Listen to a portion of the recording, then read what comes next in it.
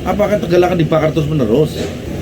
Saya kurang paham ya. Kalau kita terlalu jauh, saya tidak menuduh ada oknum yang melakukan sabotase, saya nggak menuduh itu. Tapi kalau itu memang terbukti ya sangat keji ya. Kalau nggak usah ngomong bahwa negara merampok nelayan, kan kenyataannya begitu, memang kami diperas dipaksa untuk bayar pajak. Disebut pajak pun ini bukan, ini PNBP, penerimaan negara bukan pajak. Padahal pajak garong sampean, sehingga kasihan nelayan. Nelayan saat ini lagi dipunguti pajak yang Selamat pagi Pak Haji Tambari. pagi luar biasa. Nah, ini lagi di mana Pak Haji? Ya biasalah pagi hari menyongsong kehidupan, tentunya sambil ingin menuju pagi yang lebih cerah seperti sejarahnya pada hari ini menuju matahari terbit. Ini Pak Haji kan sebagai tokoh nelayan juga ya. Ini beberapa hari lalu sekitar hari Jumat ya, tanggal 27 ya tepatnya ya. 27 terjadi kebakaran kapal lagi ya Pak. Betul.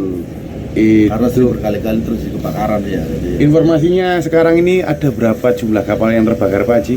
jadi sumber yang mohon maaf ya masih simpang siur. Ada beberapa data kapal, ada yang awalnya 12, lalu tiba-tiba melonjak menjadi 22 dan terkini menjadi 24. Yang kebanyakan adalah kapal jaringan dari Jakarta. Karena kapal jaringan Jakarta itu informasi di awal itu tidak ditungguin oleh si penunggu kapal. Oh berarti kapal yang bersandar itu tidak ada penunggunya ya? Iya, itu informasi awal. Tapi detailnya kan mungkin dari alat APH ya yang tahu detail. Kalau sepengetahuan Pak Haji selama kebakaran itu biasanya pagi hari atau siang hari atau malam hari? Ada yang pernah siang hari, sehingga alhamdulillah bisa teratasi. Mungkin hanya belakang atau rumah kapten atau payon-payon dalam bahasa Tegal. Nah celakanya itu yang seringnya adalah tengah malam, jam setengah 3 dini hari menjelang subuh, ketika orang-orang lelap tidur, itu yang parah.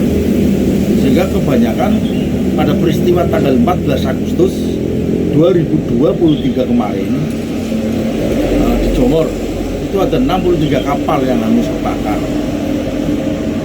Itu tengah hari. Nah sebagai pengelola pelabuhan dalam hal ini kan PT Pelindo ya Pak Haji? Ya kalau yang di Pelabuhan Timur, Kalau pelabuhan Timur, tapi kalau yang pelabuhan yang di Jongor, yang di Jongor, pengelolanya dikelola oleh provinsi. oh beda-beda ya Pak Haji? Beda lagi. Nah tanggung jawab sebagai pemegang pemilik pelabuhan itu sendiri seperti apa menurut pandangan Pak Haji PT Pelindo ini sendiri? Saya mencoba mencari tahu, itu ada istilahnya kalabu. Kalabu itu kepala pelabuhan. Mestinya kepala pelabuhan itulah yang harus andil besar dalam pertanggungjawaban pengaturan tata kelola kolam pelabuhan sebagai lahan parkir, lahan lap dan sebagainya. Karena kita sebagai pemilik kapal pun dipungut biaya tambat labu. Memang sejak peristiwa yang pernah saya ingat tahun 2000 ya, itu ada beberapa kapal. Pertama dari kapal Cakalang. Itu memang pernah terjadi sebelumnya? Oh. Itu yang paling pernah punya Om Sakana Kola. Banyak. Haji Agus Pemalang punya kapal satu mau berangkat. Haji Kopsa punya kapal satu mau berangkat, ternyata kebakaran. Dan itu di Kalibanjin. 16 kapal. 16 kapal. Terus tahun berikutnya ya kecil-kecil lah. Hanya 1-2 tapi bisa diatasi. Dan yang lebih parah sebelum di tanggal 14 Agustus itu tahun berapa? 2000? Tahun yang sama, itu kemarin tahun 2022. Oh 2022. Nah, itu di Dok Jalan Bali. Itu luar biasa juga. Yang tahun 2022. Ya. Sebelumnya tahun 2021 juga ada ya? Ada. Kemudian tahun 2003 yang paling besar itu tanggalnya 29 Januari tahun 2003. Karena apa? Saya sendiri kebakar 2. Oh Pak Haji mengalami kebakaran juga? Kapal itu mau berangkat. Oh bukan karena kan Pak Haji sendiri katakanlah bisa memarkir di manapun yang lebih aman sebenarnya, Ya, tapi karena mau berangkat ya. Mau berangkat kan stay-nya di situ. Ya. Nah ada 4 yang nyandar, yang 2 terselamatkan karena ABK-nya datang dan sigap. Nah 2 ini ABG-nya nggak datang. Nah dulu ketika proses terjadi kebakaran kapal itu apa yang dari APH ataupun pihak terkait itu jawabannya seperti apa? Ya yang paling siap membantu itu kan dari pihak kepolisian. Saya mengusulkan ada bom oil ya, yang dihajar dari udara seperti sabun sehingga busanya airnya tidak menjalar kemana-mana. Peristiwa tanggal 14 Agustus 2023 itu paling besar itu 63 kapal. Total paling banyak ya? Ya, sampai ada gubernur datang. Cuma gubernur waktu itu saya sesalkan, mestinya jangan bertanya tentang mengapa kapal ini bisa bergerak. Kemudian dijawab oleh pelaku usaha perikanan, tidak bisa bergerak karena dangkal. Lalu si gubernur ini ngawur ngomongnya, loh jangan bicara dangkal, ini bicara kebakaran. Nah pertanyaannya mengapa kapal tidak bisa bergerak? Karena memang dangkal. Harusnya bagaimana upaya agar tidak dangkal sehingga kapal bisa digerakkan. Kalau asumsi masyarakat nih Pak Haji, Iya. Masyarakat boleh dong berasumsi. Iya. Banyak yang bilang, apakah ini sengaja ada yang membakar? Kalau semacam sabotase gitu ya misalnya ya. Ya misalkan Saya seperti belum itu. menemukan ke arah sana karena beberapa hasil pemeriksaan sudah ada titik awal sumber api dari mana. Kalau yang hari ini, yang kemarin itu? Saya belum tahu. Tapi yang dulu katakanlah dulu. Terus terang saya juga trauma, Mas. Kalau mengatakan ini ada orangnya, ada yang bakar juga, saya tidak cukup bukti. Betul. Jadi kita mau nuduh siapa? Hanya persoalannya peristiwa tahun yang lalu, tanggal 14 Agustus itu akan diupayakan hidran yang ditaruh di pucuk-pucuk sudut-sudut kolam pelabuhan. Tapi ternyata Sampai hari ini saya ada. belum lihat. Kalau toh ada, apa bisa berfungsi? Nah ada usulan waktu itu nelayan kapal ya semacam pemadam kebakaran fungsinya. Nah, kapalnya juga tidak berfungsi karena kapasitas air yang untuk ini kurang maksimal sehingga tidak bagus. Dan kemarin saya lihat tidak bisa untuk bergerak membantu nelayan. Kalau saya amati ini berarti setiap tahun kayaknya dari tahun Hampir. 2021 ya, hampir setiap Iya, tahun iya. ini langganan. Nah, apa kemungkinan tahun 2025 istilahnya penanganan antisipasinya nggak ada ini ke depannya Pak? Saya berharap agar tidak terjadi ini closing sudah. Tahun 2024 akhir menjelang tahun baru 2025 ini adalah peristiwa yang mudah-mudahan terakhir. Sehingga kasihan nelayan. Nelayan saat ini lagi dipunguti pajak yang terlalu menekan leher nelayan. Bayangkan. Nah, upaya untuk para nelayan untuk bisa meminta bantuan ke pemerintah atau pihak-pihak yang memang peduli itu seperti apa? Kami lewat jaringan Poros Maritim ada satu grup tentang pelaku usaha perikanan kelautan untuk bertemu dengan Komisi 4 yang membidangi tentang nelayan, yang membidangi tentang kelautan dan perikanan. Harapannya kalau ketemu itu menyampaikan apa aja Pak? Ya harus dicari solusinya kan. Apakah Tegal akan dibakar terus menerus? Ini berarti pemerintah tidak mengentaskan kemiskinan, justru akan semakin miskin rakyat nelayan. Padahal kalau kita ingat pendirian Gus Dur, pendirian kantor Kementerian Kelautan ini untuk kesejahteraan nelayan. Tapi yang terjadi justru membuat nelayan menjadi sengsara. Peristiwa kebakaran ini tidak ada solusinya dan belum diberi solusi. Apakah direlaksasi hutang? Katanya Prabowo mengatakan akan ada penghapusan hutang bagi nelayan.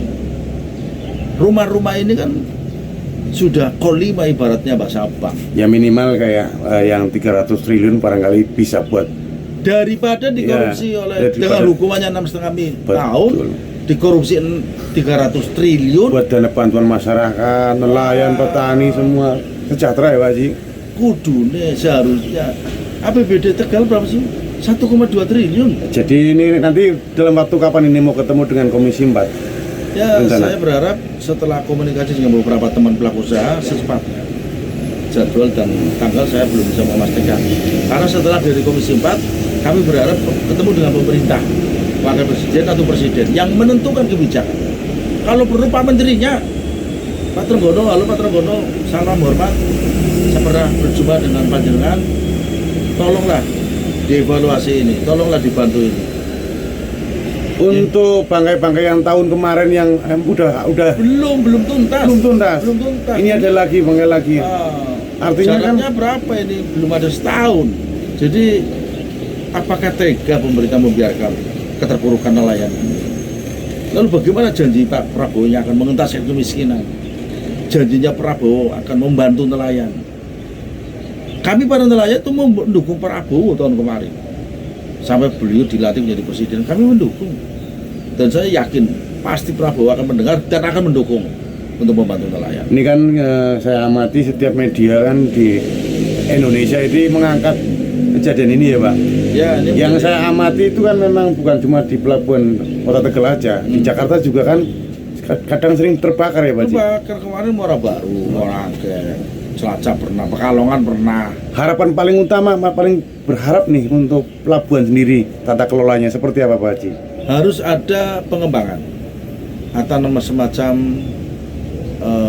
satu yang pendangkalan ada pengerukan.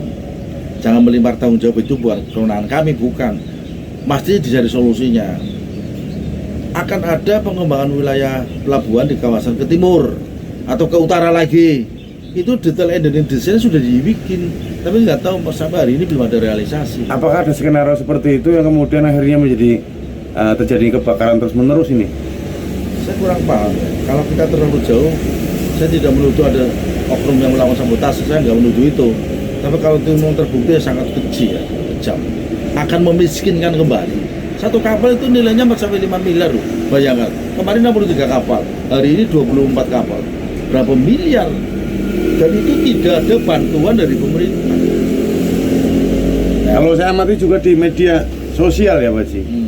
Ini kalau terkait nelayan, itu memang kalau di namanya media sosial itu Twitter ya, memang nggak terlalu terangkat. Kalau di media online, iya memang banyak media yang mengangkat. Ini bisa jadi booming mas. Mestinya harus sama diviralkan, ya kan? Sehingga pemerintah mendengar.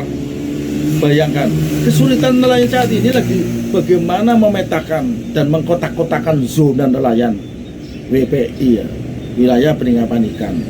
Kemudian bagaimana nelayan ditekan 10 pajak dari pendaratan ikan. Padahal mestinya pajak itu setelah dipotong biaya-biaya. Jangan seperti ini. Nah ini yang bersuara untuk keinginan harapan-harapan positif. Ini dari Pak Haji sendiri atau nelayan-nelayan juga sebenarnya? Nelayan-nelayan cuma tidak ada kemampuan untuk menyatukan. Mestinya wadahnya yaitu Himpunan Nelayan Seluruh Indonesia, ada HNSI atau Paguyuban Nelayan Kota Tegal, atau Serikat Nelayan, apa saja namanya. Yang penting berjuang untuk mensejahterakan nelayan, berjuang agar nelayan tidak terpuruk seperti ini, berjuang agar nelayan tidak diperas melulu oleh pajak dan pajak. Ini Kalau nggak usah ngomong bahwa negara merampok nelayan, kan kenyataannya begitu, memang kami diperas dipaksa untuk bayar pajak. Iya. Apalagi pengurusan surat penangkapan ikannya juga terlalu lambat. Siup surat usaha perikanan juga terlalu lambat.